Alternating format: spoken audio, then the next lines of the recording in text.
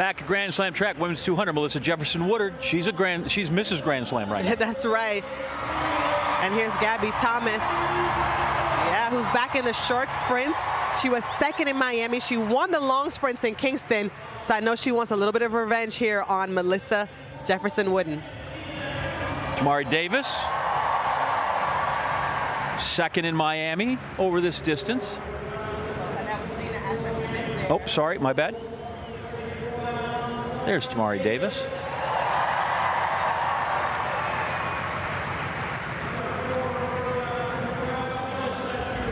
Jaden Mays there.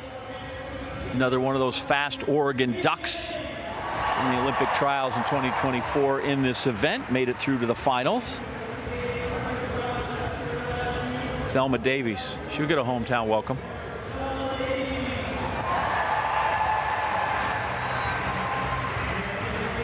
And rounding out the field, this is Celera Barnes. Had a breakout indoor season.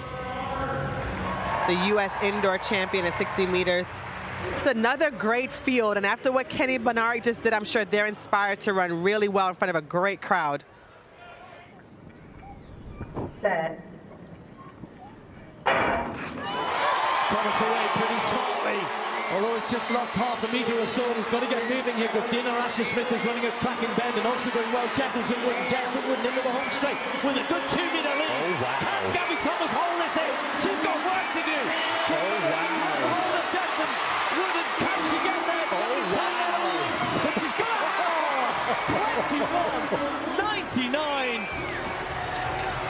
21.99. Well. Oh, wow. She doesn't even want to look at Gabby's own to go, sorry. Sorry. Look at Gabby's face. Oh. You gotta remember, Melissa is actually the first leg on the relay team. She is a turn runner. This is a turn favorite track. This is, like you said, it's a different 200 meters here. Wide turn. You only, once you straighten up in the home straight, you've only got about 75 meters left. Yes. And I know that's what Melissa was thinking when she got on that straightaway. This straightaway short, I'm winning. I don't got to hold on for that much longer this time. And she held on. So that's not only a personal best, again, another record for this track in the stadium. Wow. In the rain. I mean, at this point, you think, well, Gabby didn't get a good start because you're thinking, Dina Asher-Smith was up on it, but then you suddenly realize Jefferson-Wooden is out there, but Gabby normally hauls people in, doesn't she? She does. But sometimes when people are that far out there, I know there had to be a moment where Gabby was like, hold on a second, she actually is kind of far. There might have been a bit of panic getting into the straightaway because there was a lot of ground to make up. And you can see on Melissa's face, she knows that Gabby's going to be coming, but she has to hold on, and she did hold on and had the strength to be able to maintain in this 200. A huge win over the Olympic champion in the 200 meters. And she wanted that. Bad. You look at, well, they didn't show on that replay and the rain's back, but Gabby Thomas was tight, you know, kind of fighting to get there. Didn't get there. 8 points for her. With a good 2-meter lead. Oh, wow. Can Gabby Thomas hold this in? She's got work to do. Oh, wow. Hold of Jefferson-Wooden. Can she get there? Oh, wow. But she's got it. 21.99. Well. Oh, wow. She doesn't even want to look at Gabby's own to go, sorry. Sorry. Look at Gabby's face. Oh. You gotta remember, Melissa is actually the first leg on the relay team. Last weekend in the Dominican Republic, she ran the quickest 400 in the world yet this year. Yes, it's early, but she's in good form. Then we've got Nikisha Price, the first Jamaican ever to run under 49 seconds. And again, a pretty decent 200-meter runner, but this is not her main event. Same for Alexis Holmes.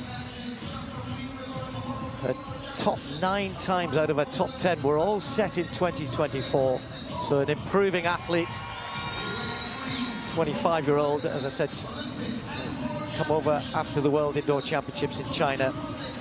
Well, Paulino, who moved to the 400, I guess properly in around about 2020, and has dominated that event, certainly last year. Talitha Diggs in lane 2. And then Stacey Ann Williams of Jamaica. Fresh from a new indoor 400 personal best. Lane 1 may be tough in this 200 then. Hansen, what we're looking for here? Well, Paulino needs to at least come out of here with at least 5 points, because obviously to win, you get a little boost with the 12 points to win the deuce.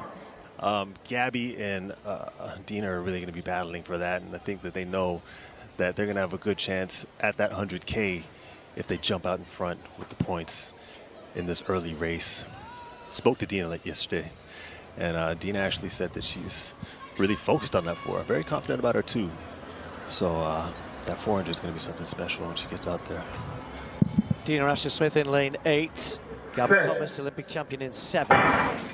Safely away first time. Asher-Smith got out pretty good. Natson just got left a little bit. You'd expect that by the 2 sprinters on the outside. But it's Gabby Thomas around the top end who's just got half a metre on Dina Asher-Smith. And Thomas normally starts to go away from this point. Natson running well in 3rd at the moment. And then there's a battle with Paulino charging down the last 30-40. But it's going to be Gabby Thomas. Asher-Smith might just hang on here. It's Gabby Thomas, but Paulino with a real surge, taking 2nd place. And that will be really, really significant. We expected Gabby Thomas to come away with a win, 22.62 in these conditions. That's pretty swift, that's pretty good. But Paulino, that is significant. You get 12 points for winning, you get 8 points for 2nd. But when we cast this forward to the 400 tomorrow and the possible result there, let's say the possible result, that is significant for Paulino. Nah, it's absolutely significant, because she's obviously going to do her thing in the 4. For her to come 2nd, I didn't expect that, man. Gabby getting 1st place obviously makes sense. She's the Olympic champion, but for Paulino to come out of there with those extra points, she's going to end up having a good chance at that 100K. Dina always runs a pretty good turn, transition at the home straight here. Gabby Thomas just moved away, just got that gap, and it looked as though Dina was rallying again here.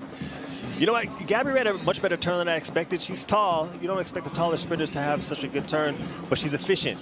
And once she gets on the straightaway and lets those limbs go, I mean, she's really, really hard to beat. I expected it to be a lot tighter with her, Dina. And that wasn't the case, but Paulino coming 2nd in that race, I think, is the big story.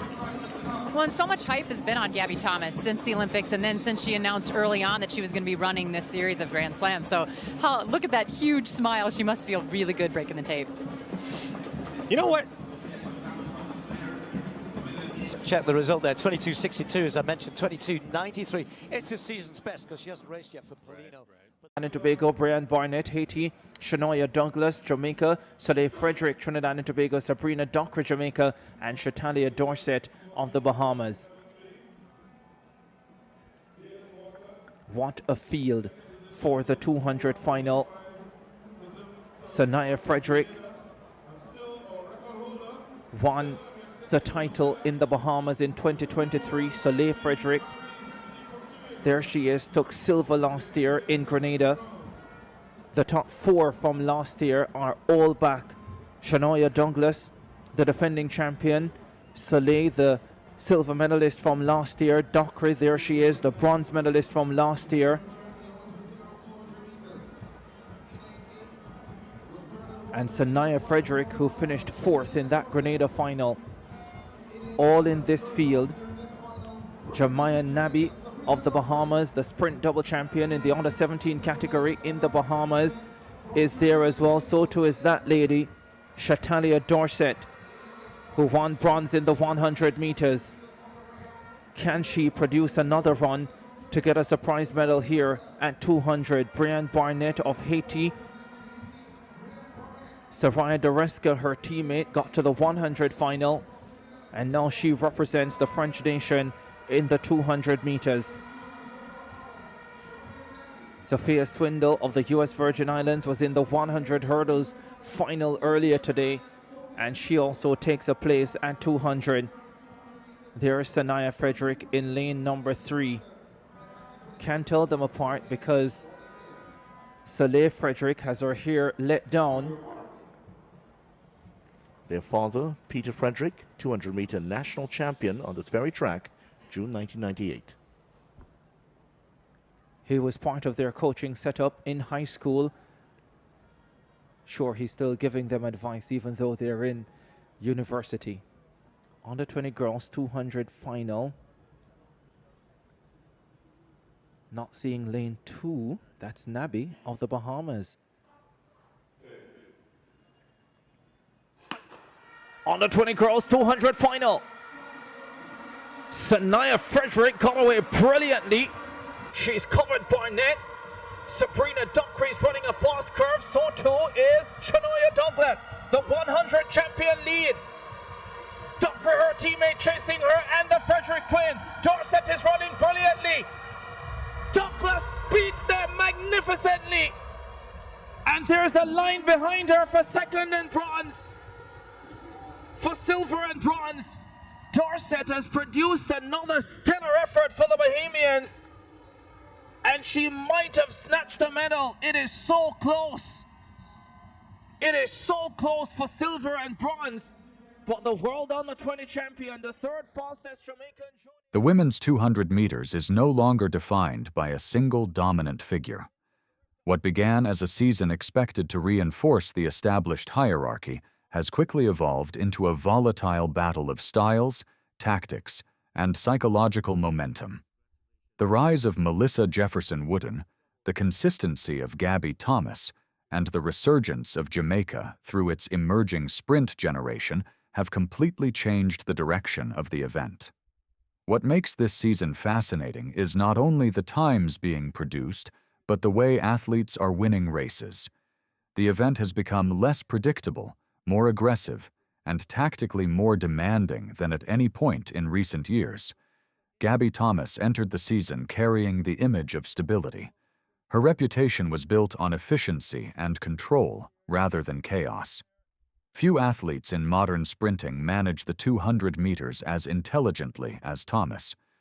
Her ability to distribute energy through the curve, remain technically composed under pressure, and explode late in races made her extremely difficult to beat. In Kingston, she looked untouchable. The race unfolded exactly according to her strengths. She entered the bend relaxed, maintained ideal posture through transition, and then increased cadence entering the straight, while others began tightening under fatigue. That victory was more than just another elite performance. It was a reminder that Thomas still possessed the most complete 200-meter structure in the world. What made Kingston important was the psychological effect it created. Thomas did not simply beat the field, she controlled it. Every phase of the race reinforced her authority. Her body language before and after the event projected confidence and calmness, while many rivals still appeared to be searching for rhythm early in the season. At that moment, the Grand Slam track series looked like a platform built for her dominance. The narrative seemed simple. Experience and execution would overpower raw aggression. Philadelphia completely destroyed that narrative. Melissa Jefferson-Wooden produced the most disruptive women's sprint performance of the season. For years, she had been viewed primarily as a dangerous 100-meter athlete with elite acceleration, but limited comparative strength in the longer sprint. The assumption was that her top-end aggression could threaten early, but eventually fade against stronger 200-meter specialists. Instead, Philadelphia revealed a different athlete entirely. Jefferson-Wooden attacked the race with absolute conviction from the opening steps and transformed the event into something Gabby Thomas did not want it to become: a pure pressure race from the curve onward. The conditions made the performance even more impressive. Rain changes sprinting mechanics dramatically. Athletes become more cautious entering the bend because traction becomes uncertain and overstriding carries higher risk. Most runners instinctively reduce aggression to preserve balance. Jefferson-Wooden did the opposite. She used the wet track almost as a tactical weapon. While others hesitated slightly through transition phases, she committed fully to her acceleration pattern and created immediate separation. the unusual track configuration in Philadelphia also played a major role. Wider curves and visual spacing can distort an athlete's sense of timing and positioning.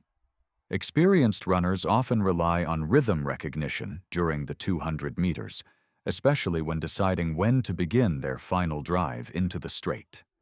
Jefferson-Wooden neutralized that entire strategic process by forcing maximum pressure early. Instead of allowing Thomas to settle into her preferred controlled progression, she demanded an immediate response. Thomas could not answer quickly enough. That is what made the race so important.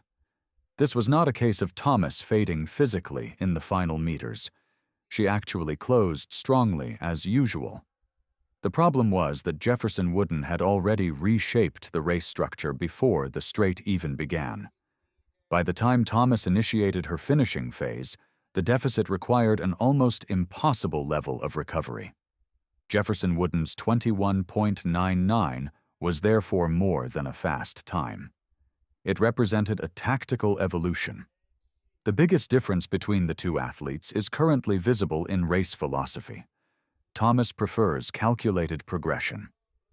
Jefferson-Wooden is increasingly embracing disruption. One athlete builds pressure gradually. The other attempts to create panic immediately. In championship sprinting, both approaches can succeed, but momentum often determines which style gains psychological superiority across a season. Right now, Jefferson-Wooden has changed the emotional balance of the rivalry. For the first time, Thomas enters future races knowing that a rival can overpower her before the straight. That matters because elite sprinting is heavily influenced by anticipation. Athletes mentally prepare for expected race patterns. Thomas spent years mastering races where she remained within striking distance until the final 80 meters. Philadelphia introduced uncertainty into that equation. Now every future curve against Jefferson-Wooden becomes psychologically heavier. At the same time, the rise of Jamaican sprinting talent adds another layer to the event. The Carifta Games once again demonstrated why the Caribbean remains one of the strongest sprint development regions in the world. The significance of Carifta is not simply about junior medals. It is about revealing technical habits, competitive mentality, and sprint culture long before athletes reach the professional level. What stood out this year was the aggression shown by young Jamaican athletes through the curve. Historically, Jamaica has produced sprinters capable of generating enormous velocity while remaining mechanically relaxed. That tradition appears to be continuing. Several junior athletes displayed advanced understanding of bend mechanics, particularly in maintaining stride frequency without excessive tightening through transition.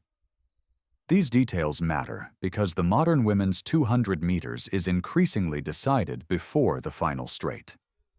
The event itself is evolving tactically. In previous eras, many athletes treated the curve as preparation for the closing sprint. Now the curve has become the battlefield itself. Winning athletes are no longer waiting to launch late. They are attempting to break rivals psychologically before the straight begins. That trend explains why Jefferson-Wooden's rise feels so dangerous for the rest of the field. Her background as a pure sprinter gives her an instinctive comfort with high-risk acceleration patterns. If she continues improving her speed endurance, she could become almost impossible to control tactically because she forces races into uncomfortable territory immediately. For Thomas, the challenge moving forward is adaptation rather than reinvention. She remains one of the smartest and technically cleanest athletes in the world. Her efficiency is still extraordinary. But the season has proven that efficiency alone may not be enough against athletes willing to gamble everything on early dominance. The women's 200 meters now feels open, aggressive, and unstable. Every major race changes the hierarchy. Every curve carries tactical consequences. And for the first time in years, the event is no longer centered around maintaining control. It is about taking it away from someone else before they can respond.